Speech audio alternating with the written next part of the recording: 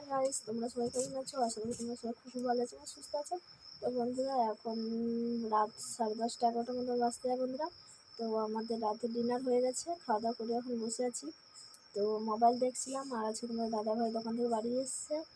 আর তোমাদের দাদাভাইয়ের আমি সবার খাওয়া হয়ে গেছে বন্ধুরা। তো এখন বসে আছে তোমাদের দাদাভাই। এই দেখো কত ভালো জিনিস ধরেছে আমাদের পুকুর থেকে। তো ব্যাক ক্যামেরা করে দেখাতে হবে।